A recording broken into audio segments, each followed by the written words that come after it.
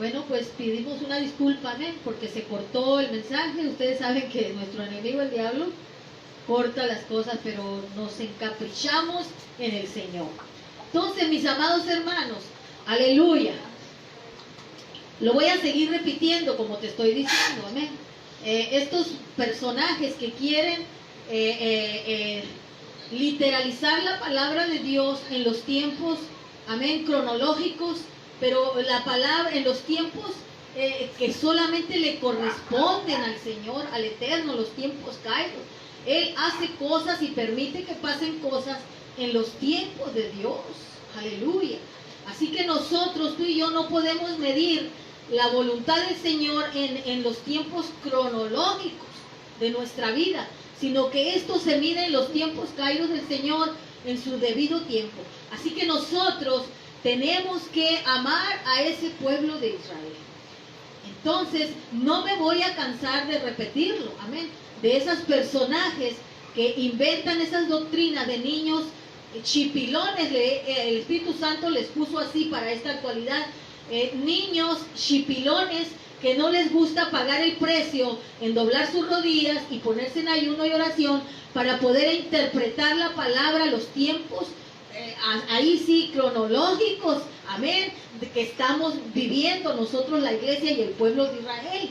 Entonces, el pueblo de Dios ha sufrido ya por milenios, y la iglesia del Señor, porque tenemos un enemigo que se llama Satanás y nos ha tirado duro desde los tiempos de Daniel, cuando Daniel miró las bestias y profetizó y escribió en ese libro de Daniel, allá el capítulo 11, cómo vemos a estos reinos, amén, disputándose el poder, que en esta actualidad le podemos decir que querían ser las primeras potencias mundiales, amén.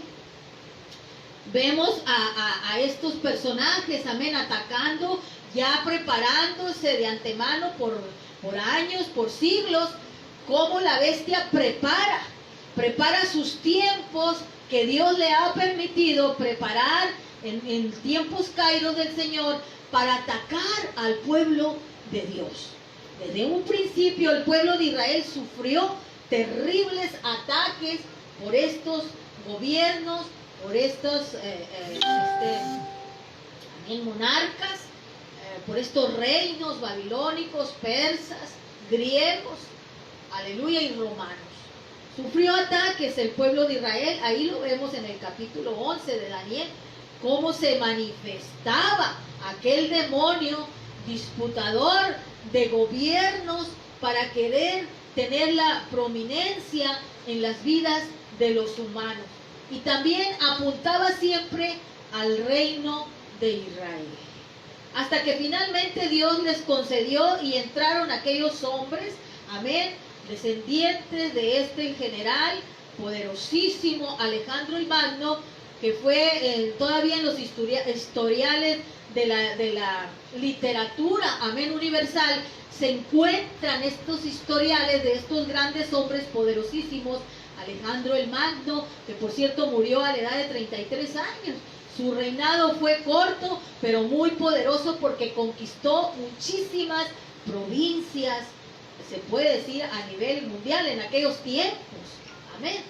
Entonces, pero todo iba apuntando allá al pueblo de Israel, hasta que se cumpliesen los tiempos de Dios, cómo iba a ser destruido la nación de Israel. Ahí por causa de la rebeldía de ellos, pero anteriormente ya estos reinos habían atacado a Jerusalén, amén, como los Ptolomeos, aleluya, esos descendientes de ese rey Alejandro el Magno, que dejó, amén, una grande descendencia de 4 generales, que entre ellos, cuando él murió, se disputaron el reino de este gran hombre. Se puede decir gran hombre en cuanto a la guerra, en cuanto a la conquista, en cuanto a la inteligencia que él tenía. Dejó estos 4 generales, y ahí estos generales se empezaron a disputar los reinos del sur y los reinos del norte, que habla acá en Daniel capítulo 11, que muchos lo aplican, ay, que el gobierno del norte, que va a venir la bestia, que va a venir el anticristo, y hasta se soban las manos estos chipilones, amén, que va a venir, ¿cierto? Cuando esto ya pasó en el tiempo de Jerusalén. Como los Ptolomeos, amén, y los Antíocos fueron de generación en generación, el primero, el segundo, el tercero, el cuarto, el quinto, el sexto Ptolomeo, descendientes de estos 4 generales de Alejandro el Magno, que quisieron ellos, como eran generales, quisieron también el poderío, tener dominio sobre aquellas provincias, y los Antíocos también, que eran los del norte y los del sur, los Ptolomeos. Cómo se metieron, amén, en Israel, hicieron grandes atrocidades con el pueblo de Israel, pero Israel siempre se defendió, porque ahí vemos que eran los mismos demonios de la bestia que atacaban a ese pueblo bendito que luchaba por salir adelante. Pero en ocasiones Dios permitía, porque también ellos tenían que ser depurados, como la iglesia tiene que ser depurada a través del ataque del enemigo, a través de los ataques diabólicos que recibimos día con día. Tenemos que ser depurados, es decir, santificados. Tenemos que poner nuestra mirada en el eterno, que nuestra vidita no está aquí en la tierra, sino que está allá en el tercer cielo. Entonces estos Ptolomeos, amén, y Antíocos, uno de los que hicieron verdaderamente atrocidades ahí dentro de Israel, como unos 200 años antes que viniera el maestro. Cuando ya tomaron el poder y la autoridad, estos hombres, fue en el año 36, me parece, o 33, antes de la destrucción, antes de la venida de Cristo. Aleluya. Amén. ¿Cuántos lo creen? Amén. Aleluya. Entonces, todas estas atrocidades los hicieron estos reinos, estas bestias que miró Daniel. Pero la última era más tremenda y él se quedó asombradísimo. Quedó boca abierta porque decía que no eran semejantes a las otras, sino que esta le salía un cuerno pequeño de las cabezas, de los cuernos que tenía esta bestia, y todo lo que tenía en sus pies lo hallaba y lo destruía. Entonces ese cuerno pequeño que habló grandeza, lo vemos manifestado en Apocalipsis capítulo 13, Apocalipsis capítulo 14, Apocalipsis capítulo 17 y 18. Ahí miramos a estas bestias, a esta última bestia que es vigente desde aquel tiempo para acá. Está vigente y está actuando este anticristo contra Cristo, tratando de apartar la mente del cristiano a una mente bestial, a un hombre natural que tiene las 18 concupiscencias, a un hombre natural que quiere que siga ese hombre natural adorando a la imagen de ese hombre que está sentado en ese trono que se le dio imagen, que es un hombre también tipificando y tipológicamente de una manera de Antíocos, amén, Epifanio, que también atacó a la nación de Israel. Este hombre se hacía pasar como Dios, aleluya, amén, y él mismo se puso un nombre que significa Dios manifestado. Este estaba ya tipificando al reino de esta última bestia que se iba a sentar en un trono, el último cuerno que se iba a sentar en ese trono haciéndose pasar como Dios, el vicario de Cristo en la tierra, el infalible, el que no falla, entre comillas. El único que no falla es el maestro, nuestro amado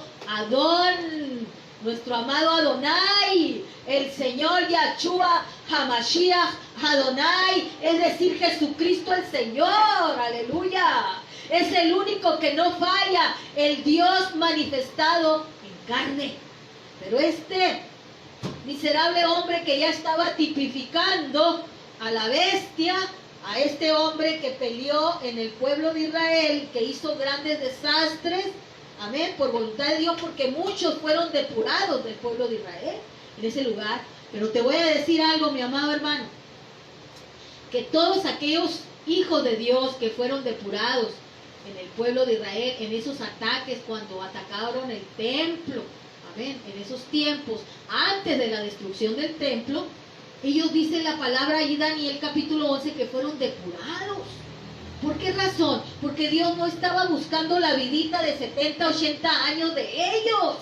El Señor estaba buscando la vida eterna, que es el espíritu y el alma, que son eternos, porque Dios siempre ha tratado con el pueblo de Israel, no para una vidita terrenal, como dice allá la Escritura, que si ellos hubieran estado pensando en una tierra terrenal, no hubieran dado sus vidas por el Señor.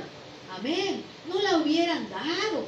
Entonces ellos estaban muy bien concientizados que su reinado aquí en la tierra era provisional, pero con una mirada allá en los cielos, que los que salieran victoriosos y vencedores contra esta bestia, contra este sistema político religioso, Dios los iba a coger en su seno. Así que muchos de mis amados hermanos en la historia del pueblo de Israel alcanzaron la victoria contra Satanás.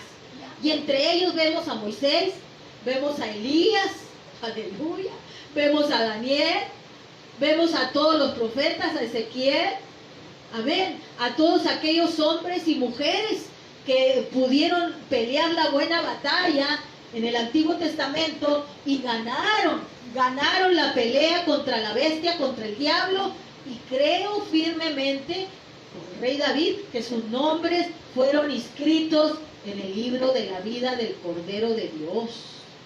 Así también nosotros, la iglesia del Señor, estamos peleando esta batalla.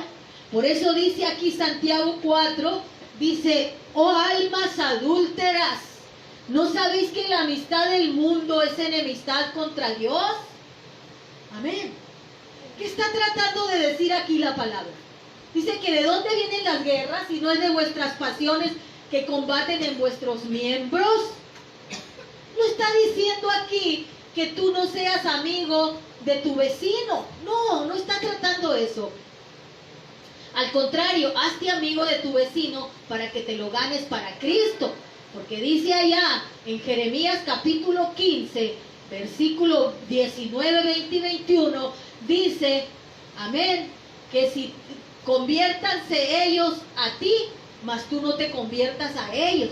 Por eso dice allá, si te convirtieres, aleluya, amén, si te arrepintieres y te convirtieres, dice el maestro, y sacares lo precioso de lo vil y te convirtieres a mí, dice Dios, allá en Jeremías, yo te voy a restaurar. Es menester el arrepentimiento y es menester el convertimiento. ¿Cuál convertimiento? El que te intereses por la palabra de Dios y la estudies, la escudriñes y que recibas el Espíritu Santo.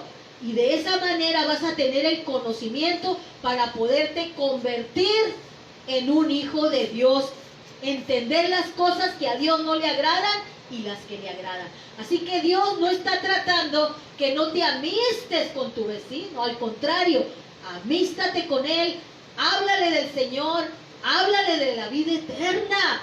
Háblale que tiene que salir de Babilonia, que tiene que salir de ese sistema político religioso en el cual está sentado la bestia, la imagen de la bestia, el falso profeta, el anticristo, que está sentado en ese trono, allá, tú ya sabes dónde, donde dice Apocalipsis, capítulo 13, aleluya, ahí dice que ese personaje está sentado en ese trono, en el capítulo 17 de Apocalipsis, versículo 18 dice, y la mujer que has visto es la gran ciudad que reina sobre los reyes de la tierra. Enséñale a tus amigos, no te alejes de ellos, porque si tú te alejas, entonces ¿quién les va a predicar?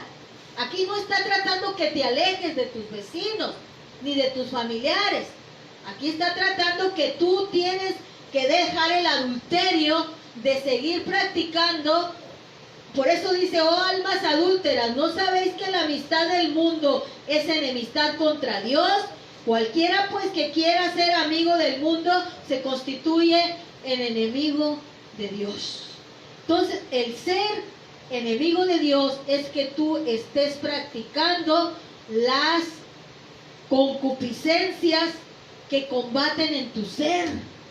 que habla allá en Colosenses capítulo 3, dice que debes de poner, y yo también, nuestra mirada en las cosas de arriba, donde está sentado a la derecha del Padre.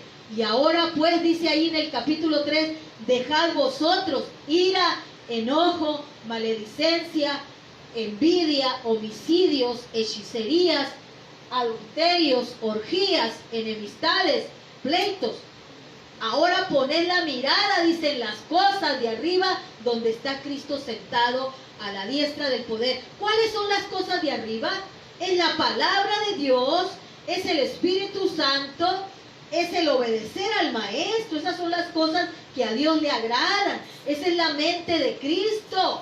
No estés pensando en un anticristo futuro que va a venir a engañar a la humanidad, a los que se queden en el rapto. No, ese enemigo, ese anticristo está engañando desde hace 2000 años. Engaña a la gente diciéndole que ese templo donde hay ídolos, donde hay imágenes, está bien. Amén.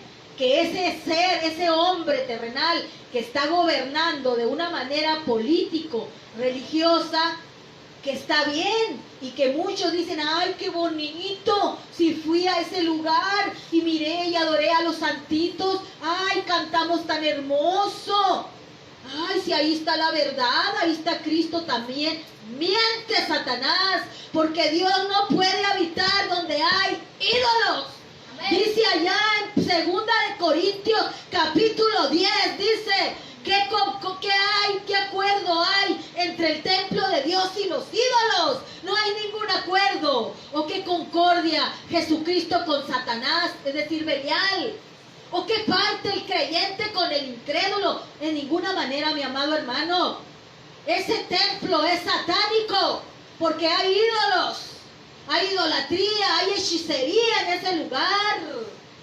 Aleluya, ahí está la cuarta bestia que habló Daniel, donde dijo que él iba a cambiar los tiempos y también iba a cambiar la Torá, quitó el cuarto mandamiento.